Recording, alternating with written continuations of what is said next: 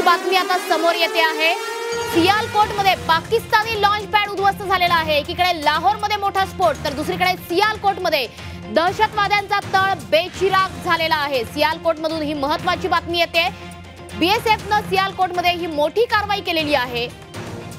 सियालकोटमध्ये मोठी कारवाई बीएसएफची, दहशतवाद्यांचा तळ बेचिराग झालेला आहे। एकीकडे लाहोरमध्ये मोठा स्फोट, नागरिकांमध्ये घबराट तर दुसरीकडे बीएसएफची सियालकोटमध्ये मोठी कारवाई झालेली आहे। सियालकोटमध्ये पाकिस्तानी लॉन्च पॅडच उद्ध्वस्त झालेला आहे। पाकिस्तान आता करणार काय? पळतावही थोडी झाली आहे।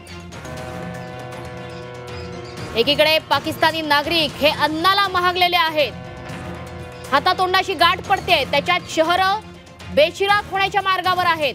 मोठमोठाले स्फोट होत आहेत शहरी भागामध्ये आणि दुसरीकडे सियालकोटमध्ये सुद्धा दहशतवाद्यांचा खात्मा भारतीय सैनिक करतायत।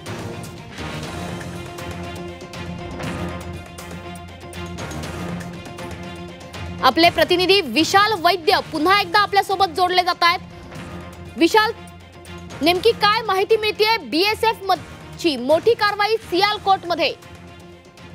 प्रचंड मोठी ही कारवाई आपल्याला म्हणायला लागेल। पाकिस्तान जे आहे त्याचे नापाक इरादे जे आहेत ते काही थांबत नाही आहेत। ते एकीकडे भारताच्या हवाई हद्द ओलांडून LOC ओलांडून जे आहे ते ड्रोन अटॅक, मिसाईल अटॅक करत आहेत, तर दुसरीकडे त्यांचे जे जवान आहेत ते जे LOC आहेत त्या ठिकाणी गोळीबार करतात आणि त्या गोळीबाराच्या पार्श्वभूमीवरती दहशतवादी जे आहेत ते लपून भारतात शिरण्याचा प्रयत्न करतात।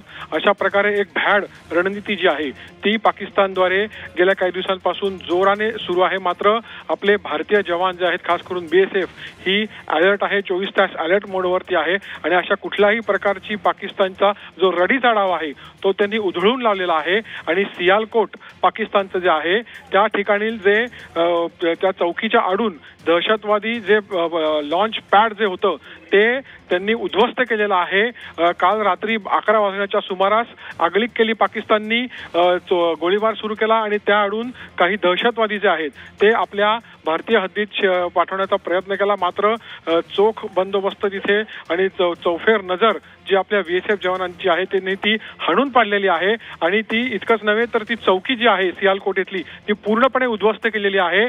पाकिस्तानी रेंजर्सची ज्या चौक्या आहेत त्या ठिकाणच्या सियालकोट भागातल्या त्या पूर्ण चौक्या ज्या आहेत ते उद्ध्वस्त झालेल्या आहेत। त्यांच्या मालमत्तेचं सुद्धा मोठं नुकसान झालेलं आहे आणि लुनी येथील सुद्धा एक दहशतवादी लॉन्च पॅड आहे तो सुद्धा BSF न पूर्णपणे उद्ध्वस्त केलेला आहे। एकूणच आपण जर बघितलं तर पाकिस्तान हा प्रचंड रडीचा डाव खेळताना आपल्याला दिसतोय।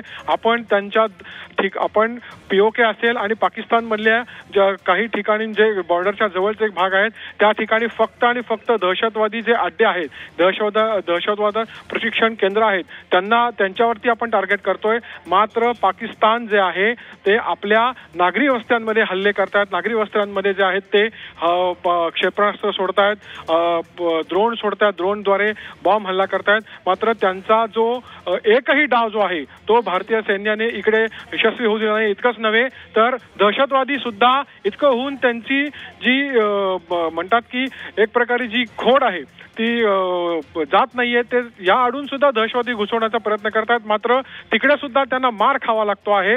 त्यामुळे आकाश असेल आणि जमीन असेल दोन्हीवरनही भारतीय सैन्याने जे आहे त्यांना चोख उत्तर दिलेलं आहे आणि एकही मनसुबा जो आहे तो इकडे पाकिस्तानी सैन्याचा, पाकिस्तानचा यशस्वी होताना दिसत नाहीये।